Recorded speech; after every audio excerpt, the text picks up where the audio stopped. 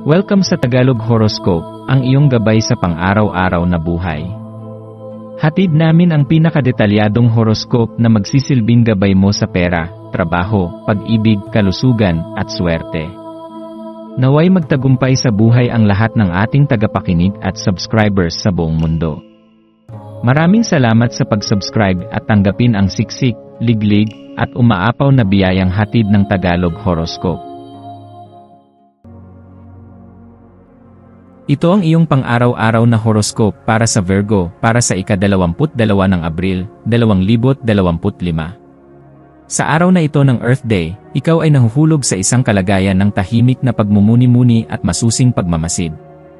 Bilang isang Virgo, taglay mo ang isang pambihirang kakayahan na maging tahimik ngunit aktibong saksi sa mga nangyayari sa paligid.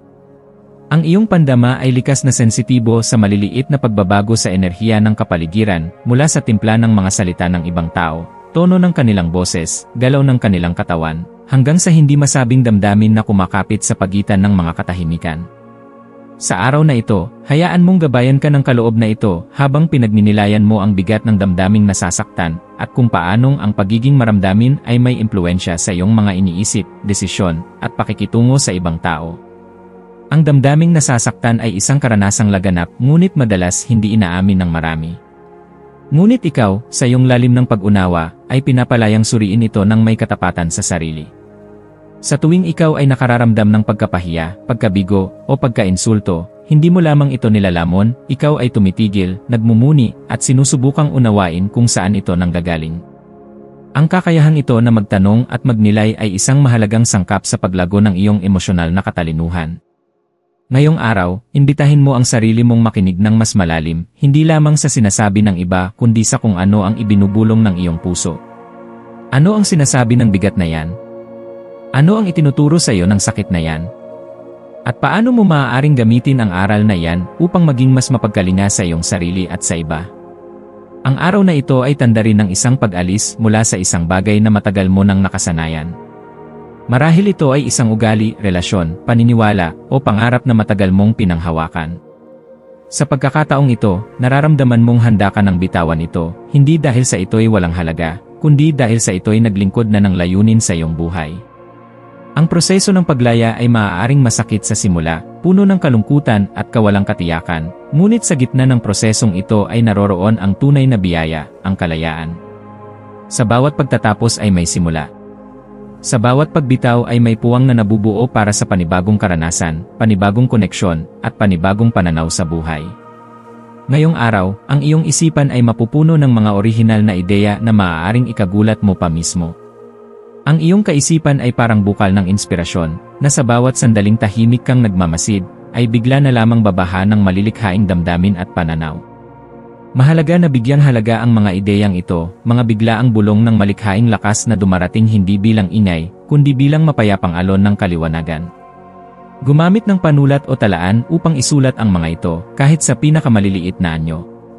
Sa paglipas ng panahon, ang mga mumunting ideya na ito ay maaaring maging pundasyon ng mas malaki, mas makabuluhang proyekto na magpapalawak ng iyong kontribusyon sa mundong iyong ginagalawan. Ito rin ang tamang panahon upang makipag-ugnayan sa mga tao sa paligid mo, lalo na sa mga may iba't ibang pinagmulan, pananaw, o karanasan. Ang pagkakaiba-iba ay hindi hadlang sa pagkakaisa, kundi tulay patungo sa mas malalim na pag-unawa. Sa bawat pakikipag-ugnayan, maging bukas sa posibilidad ng pagkatuto, hindi lamang tungkol sa kanila, kundi pati na rin tungkol sa iyong sarili.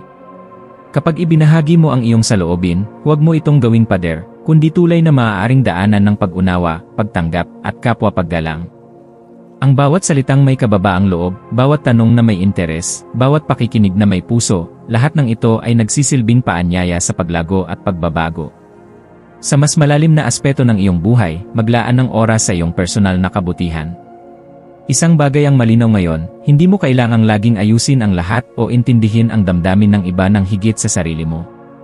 May karapatan kang unahin ang sarili mong kapayapaan.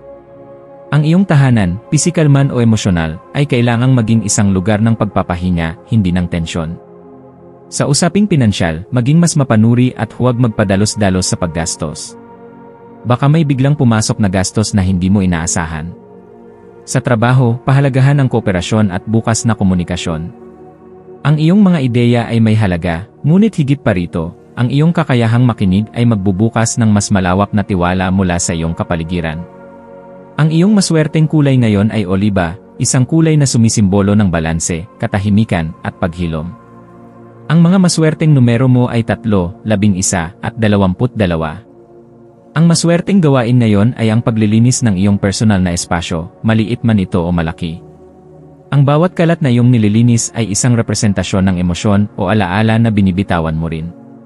Ang gawain ito ay hindi lamang pisikal, kundi simbolikal na paglilinis din ng isip at damdamin. Ang payo para sa araw na ito ay ito, huwag kang matakot sa pagbitaw. Ang mga bagay na nilisan mo ay hindi nawala sa wala, sila'y naging bahagi ng iyong paghubog at ngayon ay handa ka ng lumago pa. Gamitin ang katahimikan hindi bilang pagtakas, kundi bilang sandigan ng iyong pagkatao. Kapag ikaw ay nanatiling tapat sa iyong damdamin, sa iyong pangangailangan, at sa iyong pakikipag-ugnayan, nabubuo ang isang mas malalim na anyo ng lakas, hindi lamang para sa sarili mo kundi para rin sa mga taong umaasa sa iyo.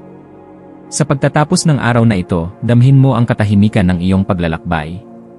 Ikaw ay hindi kailangang laging mag-ingay upang masabing may ginagawa. Minsan, ang pinakamatatag na hakbang ay yaong mga ginagawa ng may pag-ingat, pagmumuni, at kababaang loob. Ang mundo ay nagbabago sa bawat paghinga mo, at sa bawat hakbang mo patungo sa mas malalim na pag-unawa sa sarili ay isang hakbang rin patungo sa mas maaliwalas at makataong daigdig. Naway ang araw na ito ay magsilbing paalala ng kapangyarihan ng katahimikan, ng kagandahan ng pagbibigay laya, at ng kabutihang na idudulot ng pag-unlad na nagsisimula sa loob. Sa araw na ito, ikaw ay pinapalakas hindi sa pamamagitan ng paghawak, kundi sa pamamagitan ng pagbitaw, hindi sa pamamagitan ng pagsigaw, kundi sa pamamagitan ng pakikinig sa sarili mo, sa iba, at sa mundo sa paligid.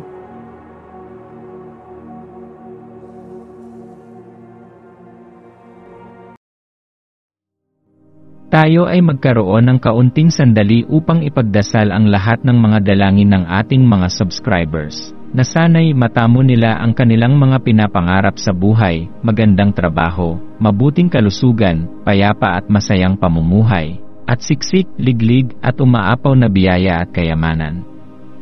Ipinagdarasal namin ng mataimtim ang lahat ng mga komento sa nakaraang video, at hinihiling namin, Panginoon, na pagpalain mo ang ating mga subscribers ng masayang buhay sa mundong ibabaw. Maraming salamat po. Maaari kayong mag-subscribe sa aming channel na Daily Prayer, kung saan nag-a-upload kami ng pang-araw-araw na Catholic Gospel readings, reflections, at daily rosary reading para sa lahat ng misteryo ng araw. Tulungan ninyo kaming buuin ang community na ito at mag-subscribe na. Ang link ay nasa description box. Maraming salamat sa panonood ng iyong horoscope ngayon araw. Naway gabayan ka ng mga bituin sa iyong landas. Huwag kalimutang mag-like, share, at subscribe para sa iba pang cosmic na kaalaman. Hanggang sa muli, manatiling konektado sa universo.